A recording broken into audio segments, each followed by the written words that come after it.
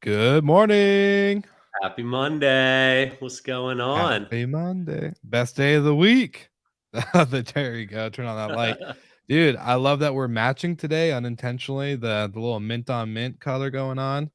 It's It kind of was like so I saw you pre-show and I went and changed.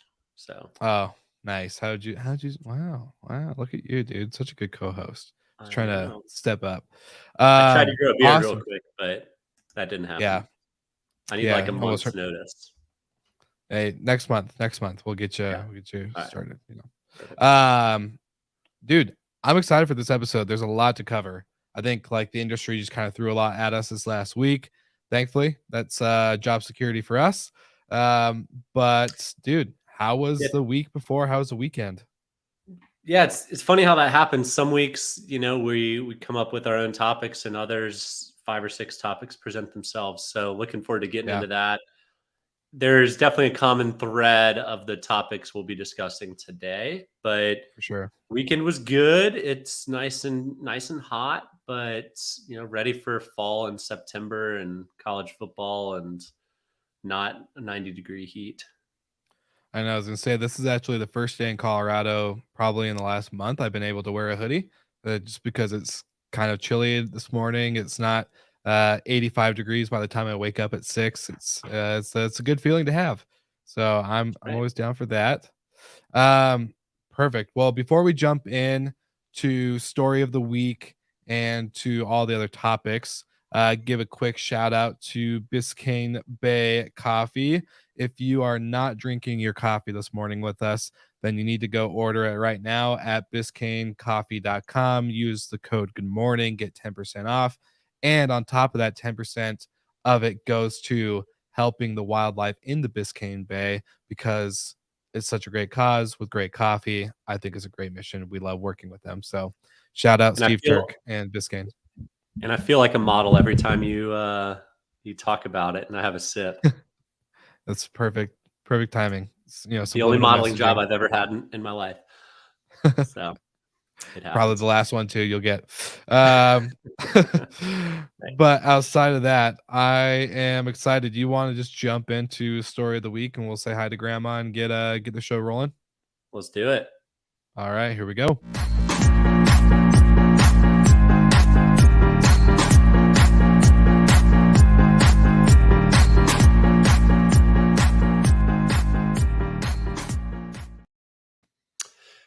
Story of the week. The Great Resignation continues on, and it doesn't matter at what level of an employee you are.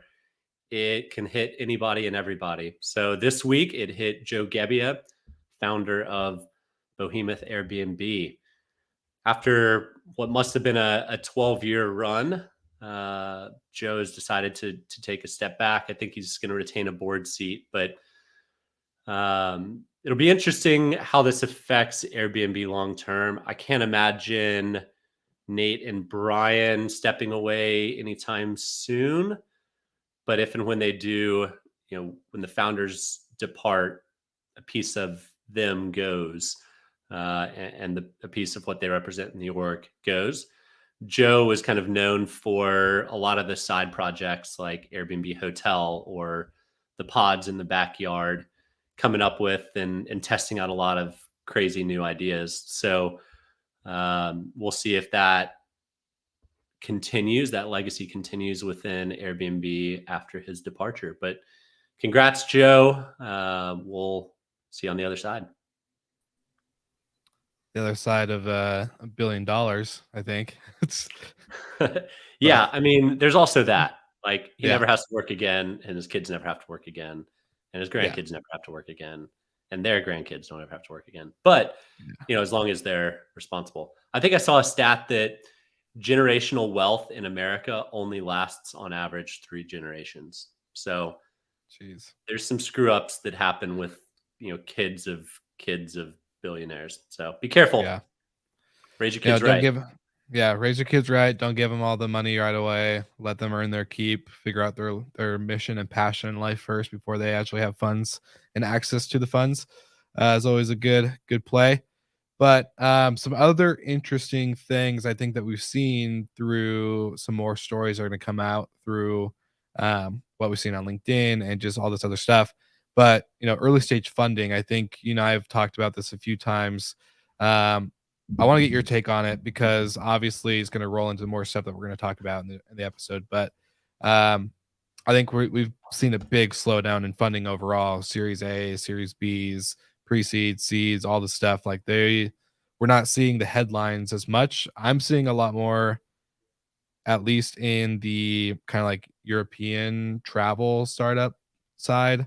Not a lot on the US, but we just see, you go to FocusWire right now, and Q Stay lands a $6.5 million accelerated hospitality fund, basically.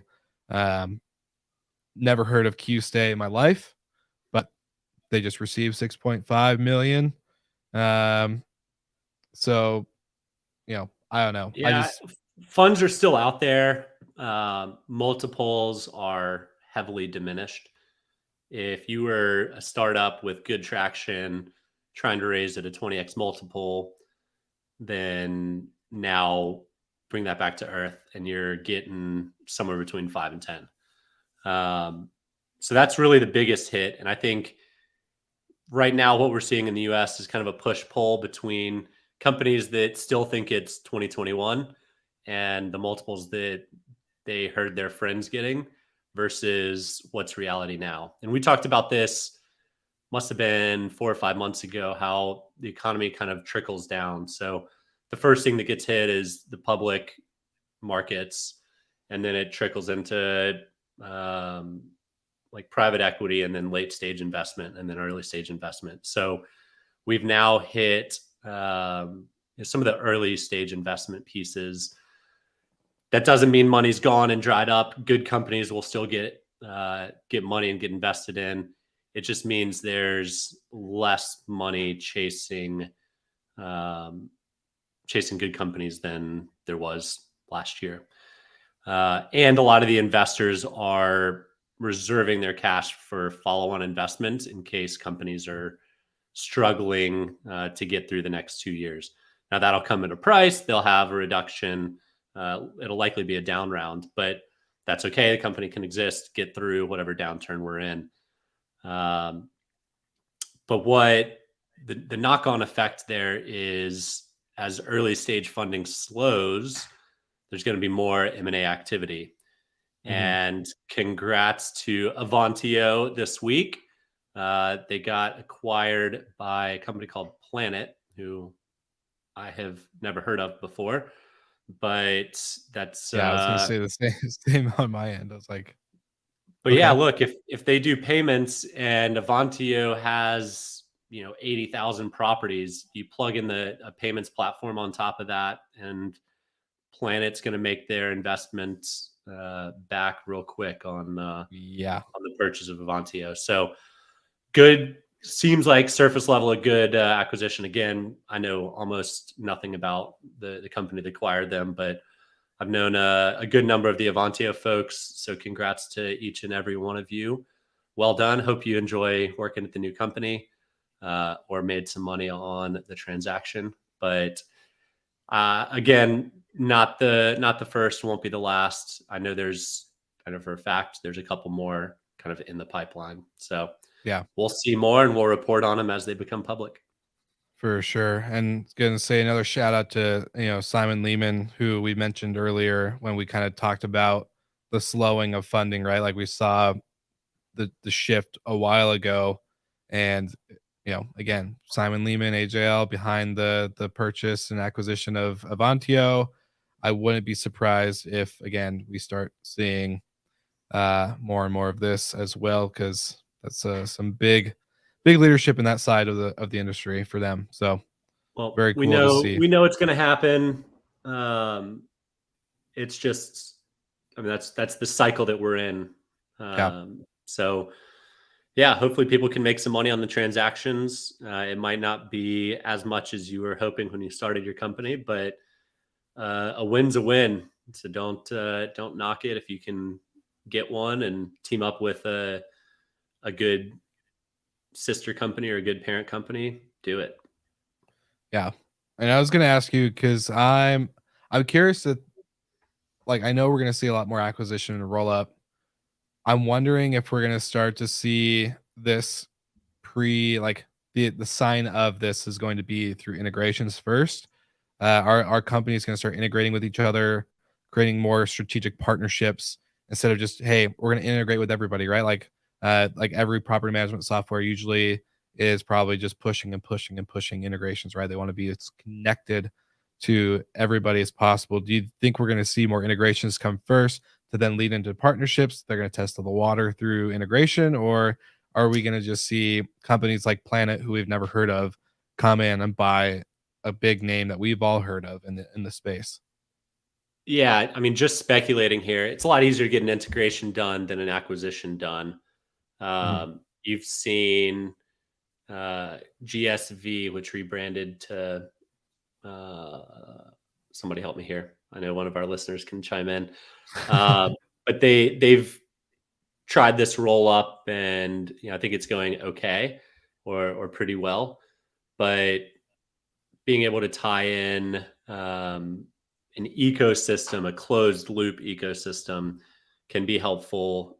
You can drive prices down. You can, hook your customer to use all of your different softwares across platforms. I think I think ultimately we're going to see more people from outside of the space moving into it Mm. and having their software inhabit. There it is. Thanks, Paul. Thank you, Paul. Um, because I was totally drawing a blank on it. But I think we'll see more companies from outside the space start dipping their toe in hospitality, or from hospitality into short-term rentals, to Yeah. have an exposure to it. Then we will see a whole lot of consolidation of, PMS by another PMS buys another PMS. Could happen. I mean, those certainly exist too, but more likely to follow the Inhabit, Goldman Sachs private Mhm. equity play to roll up a pseudo closed ecosystem. Yeah, the one thing I'm seeing too, just through the Slick Talk podcast, just interviewing founders, right? Like there's a lot of property management softwares out there. I'm sure I could do a 10 episode series on 10 different founders and 10 different property management softwares, if not more episodes. But the one thing I'm seeing now, and I wouldn't say it's like consolidation, but I think we're seeing a lot, like you said, a lot of people from outside of the industry come into the industry with similar backgrounds, like e-commerce, or whether it's device and like IoT, building and all this other stuff. But, the property management software side is very heavy in hotels, short-term rentals, I'm sure plenty of other industries, whether it's cruise lines or airline, all this other booking, anything booking related, management, reservation related is very popular.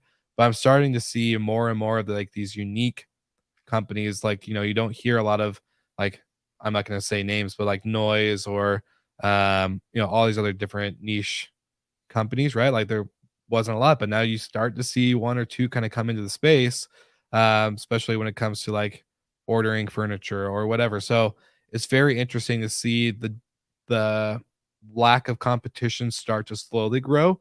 Where you're not like, oh, there used to be very little competitors with this company, but now there's kind of one, two, three, maybe four, kind of popping out, and it's very Yeah, interesting to watch. competition is good. If you're the only one doing one thing for a long period of time, you're Yeah, probably on the verge of crazy. But if you have competition, that helps. It helps amplify the education of the market and all of that. for It sure, also helps with potential acquisitions or mergers in the future. If your competitors are really strong in one segment and you're really strong in another, even if you 100%. hate them, it might make sense to team up with them.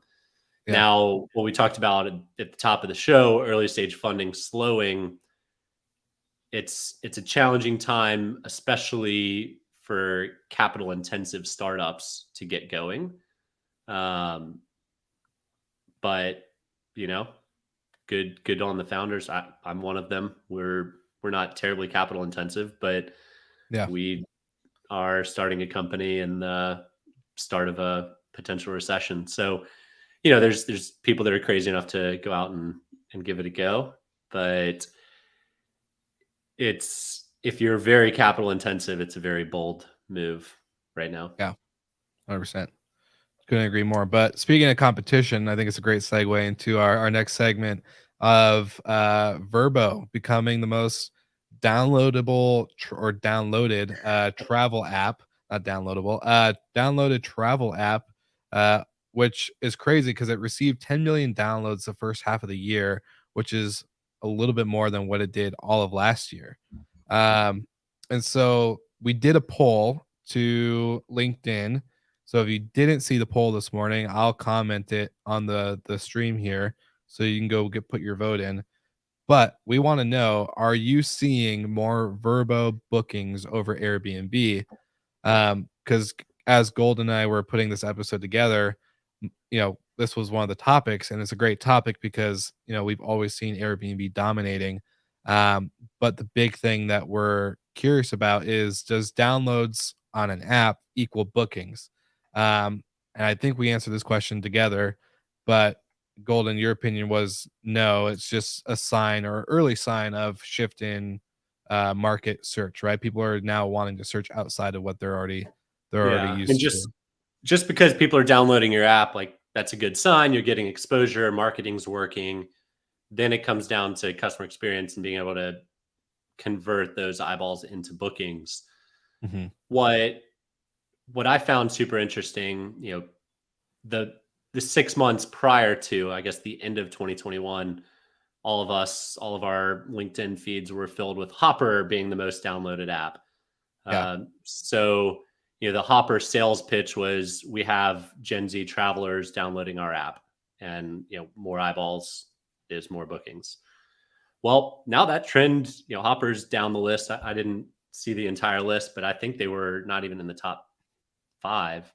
they Um, were they were not doing super hot. It was Google Maps, Booking.com, Uber, and then you got like Lyft and a few of those other ones sticking out first.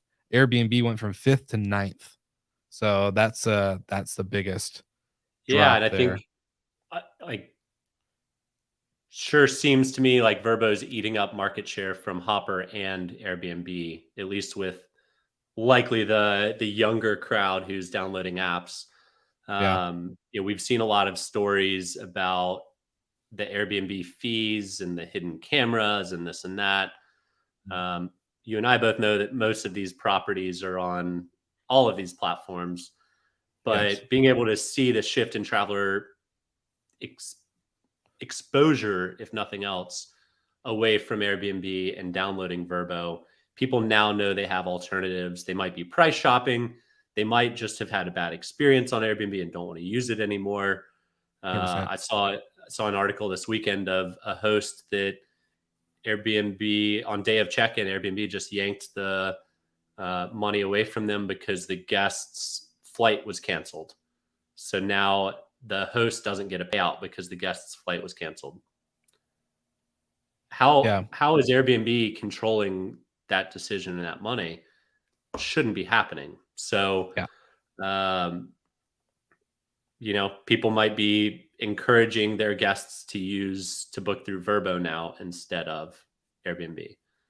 Um, so well Well, done, Verbo. Like the whatever ads you're doing seem to be working. mhm. Do we have any early results yet, Will, on the poll? Early results would be right now. It would be three. I would say 75% say Airbnb is still high. 25% saying no. They're seeing an increase in Verbo. We did get a quote from our awesome new co-host who is joining us next week, Brandy Canali. She did text me last night, or Sunday afternoon, saying that they get 9.5 times more Airbnb bookings than they do Verbo. And obviously, a big reason for that is that they're in urban markets and they're full building units rather than single family homes. And I think you and I both know that single family homes obviously perform a lot better on Verbo. That's normally the traveler. It's not a single person looking for a spare room or Mhm. and maybe a couple that can get a full house, Yeah. but it's definitely the Vrbo go ahead. largely conceded that market to Airbnb during the pandemic when they offloaded Pillow and Apartment Jet. They basically said Mhm. we're done trying to compete on the urban market. My guess is they'll be back in due time, but right now leisure markets and ADRs are high enough to support the decision to not go after additional kind of urban markets and chew into Airbnb's space there. And if this trend of app downloads leads to bookings in the next 6 months, then they don't need to look at changing any strategy anytime soon. So well done, Team Verbo. I guess earnings will come out soon. I haven't checked, Yeah. but yeah, it's a good trend, and all in all, that's what as you want to. A lot of us want to see a rebalance of bookings where Mhm. 75% or 9 in 1 aren't coming from a single source because you've essentially built your business on the backbone of someone else's business. Yeah. I am not saying in no means don't use OTAs. You should absolutely use OTAs. You pay them to do marketing for you, and $100%. they do a great job of marketing for you. Um, but be cognizant of the balance that you have, and try and make sure you're not entirely reliant on one channel. Because I mean, look, anything could happen, right? Craziness could happen. Chesky could get in trouble with the SEC for something, and Airbnb stock tanks, reputation tanks, and then if you don't have exposure on other platforms and the travelers are fleeing in droves, then Mhm. you're behind the eight ball because sometimes some of these platforms it takes a long time to get up and running on. Um, 100%. so just be hedged. Use all the platforms. Try and push them to your favorite platform when you can, but or direct. But don't be so reliant on a single company. 100%. And I was going to say it's a perfect shout out for the Book Direct show coming up in Miami.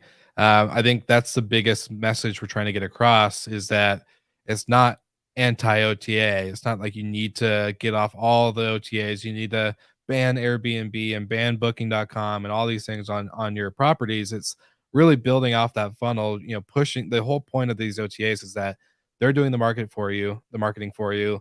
It's a lower cost than what you would probably pay for paid advertising on Google or Facebook or Instagram. And so just accept that fee, take that cost, but start pushing your guests towards your site, towards your email list, towards your brand. Because that's where, when COVID hit, we had one property. It was a castle, not in Europe or anything cool, but in the United States. And immediately we lost on in one day within a couple hours of the no travel quarantine stay home 2 weeks to flatten the curve type deal. We lost 125K in revenue.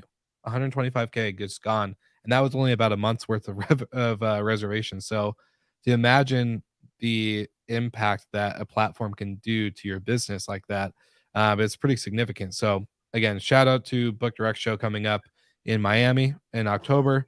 um, and hopefully we'll see you all there for the Destination Air Awards and the Book Direct show in total. Yeah, and I mean, to my knowledge, Airbnb is the only one that controls your income and the payouts. So you're a little safer on booking and I think Hopper and definitely Verbo. But when a company can unilaterally make a decision on your behalf about your money, Mhm. that's a concern, right? We've talked about that on this show for years, but Yeah, it's definitely a concern. And it doesn't matter how stringent your cancellation terms are, they can yeah. change them. They can do whatever they Mhm. want. They've got As the you money just in their heard, if they're they've got the money if in they're their bank and you don't. So, yeah. Well, I was gonna say, um, as you just said, like they had their flight canceled that day and they pulled it that day. So pretty intense if you don't ask me. But um, but I mean, as a traveler, yeah, that's probably where you want to book, right? Yeah, If 100%. you can get your money back for just about any reason, then may as well. Jennifer, could the increase in Verbo downloads be because many of the previous Verbo users were just on the website and now they're getting the app? It could be. I I think Verbo's normally the older generation that books desktop, right? Like, not everybody, like, I've booked on Verbo before, but I'm just that I could see that, knowing that if you're normally used to Well, what booking you that just way. said, Will, was that the older generation still books on desktop. The new younger generation downloads the app. So Mhm, I do think it is a shift in age demographics within Verbo. But we will see. I'm sure this fall at one of the conferences, someone's going to have stats on age demographics. mhm. We might even have some stats from Jamie at AirDNA that can Yeah, share some of that with us. But it it tells me, anecdotally speaking, that the age is shifting downwards for Verbo, which is a good thing because I think historically their average booking came from a family, typically a yeah. female booking that's between the ages of 45 and 55. But if more apps are coming in, then there's potential that is moving downstream a little bit.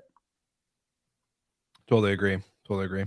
Good questions, good comments. We love the live engagement. Just at least I love it. I don't know if Michael loves it, but I'll say for myself, I love it. We have to have our morning coffee. 100%.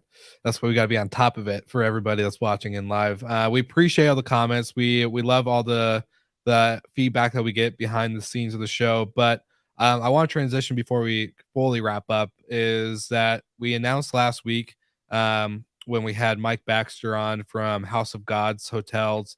The guy's incredible. That was such a fun episode. So if you didn't hear it, you need to go check out his story and kind of what they're doing. And it really ties into this experiential hospitality, diversification, controlling your brand over your OTAs. We dove into a lot of that those topics with Mike. Um, Fascinating guy. Would love to meet up with him in person one day. But to know plant the seed again. Last week, we announced that Brandy Canali, who's the COO of Sex and Stays, is going to be joining us as a monthly co host the first Monday of every month. She'll be joining us on the show. And we just wanted to kind of make this shift in the show. We're seeing um, the audience, anyone who's watching live, watching the replay, listening right now, you guys are kind of really controlling the way this goes in a lot of ways outside of the news. We cover news, but we're hearing that people want new and exciting, and they like me and Michael, but we want to get other voices in the industry, and so Brandy was a natural reach out for us. She just has a great understanding of operations, very articulate. She's very well diverse when it comes to property type and experience in the industry. So, hence, that was a big reason. And we will announce another co host that is coming on monthly to start to give us some more data and analytical and really solid numbers background when it comes to a lot of these topics that we're discussing. We can't announce yet. It's And soon to call be us out confirmed. on times that we're incorrect. Yes, he may or may not own Michael Golden's house right now, but who knows? Um, yeah, so it's exciting times. We're really excited about the show and where it's going. So we just want to say thank you to everyone who's been supporting, to all of our listeners that listen on Spotify, on Apple. We're gonna be making some changes um, based on the feedback that we get, and it's exciting for us because sometimes doing the same old thing over and over again with just the two of us, which we talk a lot, so it can get a little stale, not stale. I don't know, a little, whatever you call it. But we just want to say thank you to everybody who's been really supporting the change and the shift in the show, and we're excited for our new co-host to be joining us this coming up month. So it's very exciting. And before we hit the outro, Golden, do you have anything else to add for our listeners and watchers out there today? Yeah, keep the news cycles coming. It helps with the show. It helps with the narratives. It's also cool to see how many of the headlines actually tie in together with themes and predictions that we often talk about. So Mhm. keep doing cool things. I like it. All right. Well, you heard it here first. We'll see you all next week on Good Morning Hospitality. And don't forget to like, subscribe, share, and repeat with all your friends and family. We'll see you all next Monday.